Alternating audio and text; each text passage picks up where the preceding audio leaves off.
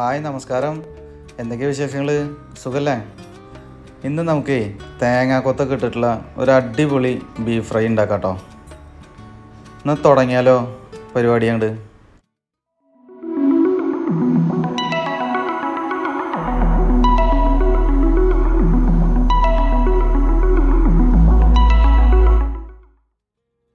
ഇതിനായി ഞാനിവിടെ ഒരു 1.5 കിലോ ബീഫ് കഴുകി വൃത്തിയാക്കി വെച്ചിട്ടുണ്ട്.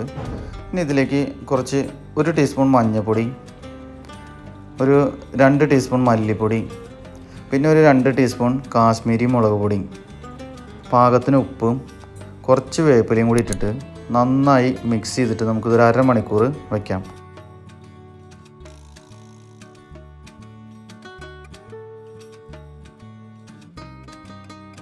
അരമണിക്കൂറിന് ശേഷം കുക്കറിലേക്ക് ഇട്ടിട്ട് മീഡിയം ഫ്ലെയിമിൽ ഒരു 4 വിസിൽ അടുപ്പിച്ചെടുക്കാം. ഈ സമയം നമുക്ക് ഒരു ഫ്രൈ പാൻ സ്റ്റൗവിൽ വെച്ച് കുറച്ച് ഓയിൽ ഒഴിച്ച് കൊടുത്തിട്ട് നമ്മുടെ ഇഞ്ചി വെളുത്തുള്ളി ചതച്ചെടുത്തിട്ടുണ്ടല്ലോ അതൊന്ന് നന്നായി മൂപ്പിക്കാം.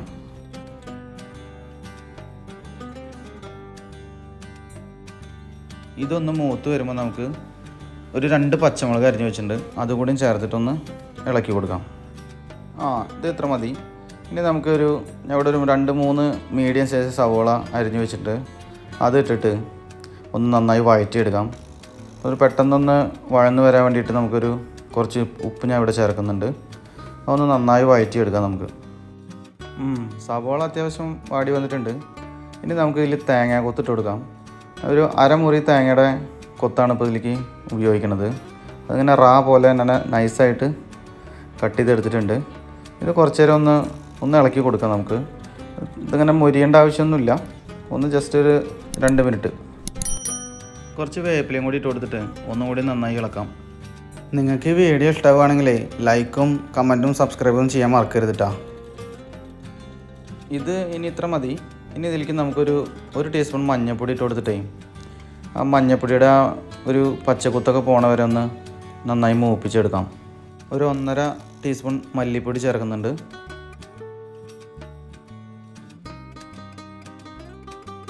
മല്ലിപ്പൊടി ഒന്ന് മൂത്ത് വരുമ്പോൾ 1 ടീസ്പൂൺ മുളക് പൊടി, 1 ടീസ്പൂൺ ഇപ്പോൾ ചേർക്കണുള്ളൂ, കാരണം കുരുമുളക് പൊടിയാണ് കൂടുതലായിട്ട് ചേർക്കാൻ ഉദ്ദേശിക്കുന്നത്.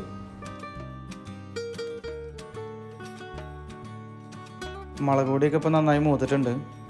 ഇനി ഞാനിവിടെ ഒരു ചെറിയ തക്കാളി അരിഞ്ഞ് വെച്ചിട്ടുണ്ട്, അത് ചേർത്തിട്ട് ഒന്ന് നന്നായി ഇളക്കി കൊടുത്തിട്ട് ആ തക്കാളി ഒന്ന് വേവാൻ വേണ്ടിയിട്ട് നമുക്കൊരു 2 മിനിറ്റ് ഒന്ന് മൂടി വയ്ക്കാം.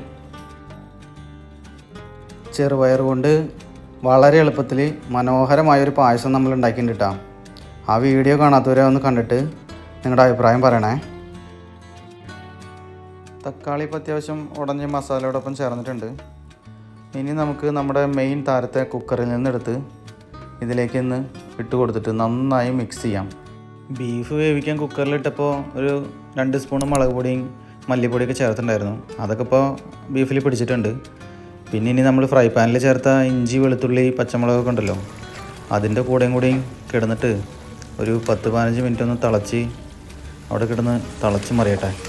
നന്നായി ഇങ്ങനെ ഇളക്കി ഒഴിപ്പിച്ചുകൊണ്ടിരിക്കുക മസാലയൊക്കെ പിടിക്കാൻ വേണ്ടിയിട്ട്. എന്നിട്ട് നമുക്കിങ്ങനെ മെല്ലെ ചെറിയ തീയിൽ വെച്ച് ഇളക്കിയിട്ട് അവസാനം നന്നായി ഡ്രൈ ആക്കിയിട്ട് എടുക്കാം. ഇപ്പോഴത്തെ രൂപം കണ്ടോ, ഈ ഒരു രൂപമൊക്കെ നമ്മൾ മാറ്റും അവസാനം ആകുമ്പോഴേക്കും. 1 ടീസ്പൂൺ ഗരം മസാല ഈ സമയത്ത് ചേർത്ത് കൊടുക്കുന്നുണ്ട്. എന്നിട്ട് നന്നായിട്ടൊന്ന് മിക്സ് ചെയ്തിട്ട് ആ മസാലയൊക്കെ ഒന്നതിൽ പിടിപ്പിക്കാം. ചെറിയ തീയാണ് വെച്ചിട്ടുള്ളൂ, അപ്പോൾ എന്തായാലും ഈ മസാലയൊക്കെ നന്നായിട്ട് അതിൽ പിടിക്കും. എന്നിട്ട് മെല്ലെ ഇങ്ങനെ നമുക്ക് ഡ്രൈ ആക്കിയിട്ട് എടുക്കാം. നമ്മുടെ തേങ്ങാക്കൊത്തൊക്കെ കിടന്ന് ഇങ്ങനെ ചിരിക്കണേണ്ട. ഒരു കാര്യം ചെയ്യാം, 1 ടീസ്പൂൺ കുരുമുളക് കൂടിയും ചേർത്ത് കൊടുക്കാം നമുക്ക്. എന്നിട്ട് ഒരു പടയും കൂടി മടക്കാം. ഇനിയിപ്പോൾ ബീഫ് ഫ്രൈയുടെ വീഡിയോ കഴിയാനായിട്ട് കാത്തിരിക്കണ്ട, ഇപ്പം തന്നെ ലൈക്കും കമൻറ്റും സബ്സ്ക്രൈബൊക്കെ ചെയ്തോളൂ. നല്ലൊരു മണമൊക്കെ വരുന്നുണ്ട് കേട്ടോ. ഇവിടെ ഒരു രക്ഷയില്ല, അപ്പം നന്നായി ഡ്രൈ ആയിട്ട് ഇങ്ങനെ വരുന്നുണ്ട്. പോരാ, കുറച്ചും കൂടി ആവണം. എത്രയായാലും ഈ ബീഫ് ഫ്രൈ എന്ന് പറയുന്നത് നമ്മൾ മലയാളികളുടെ ഒരു വികാരം തന്നെയാണ്. ഒരു രക്ഷയില്ല കേട്ടോ എന്തായാലും ഇത്. ഏകദേശം ആയിട്ടുണ്ട്. ഇനി നമുക്ക് ഒന്നും കൂടി ഒന്ന് മിക്സ് ചെയ്തിട്ടേ നമുക്ക് മെല്ലെ നമ്മുടെ ദേശീയ ഭക്ഷണം എടുത്തുകൊണ്ട് വന്നിട്ട് ഒരു 1-1.5 പിടി പിടിക്കാം. എന്താ സാധനം നോക്കിയേ. പൊന്നോ, കെടുപ്പ് കണ്ട മക്കളെ, എന്തുമ്പിലാണ് കെടുക്കണ നോക്കിയേ, ഒരു രക്ഷയില്ല കേട്ടാ. ഇതൊക്കെ കണ്ടിട്ട് നിങ്ങൾക്ക് നമ്മുടെ ചാനൽ സബ്സ്ക്രൈബ് ചെയ്യാതിരിക്കാൻ പറ്റുമോ?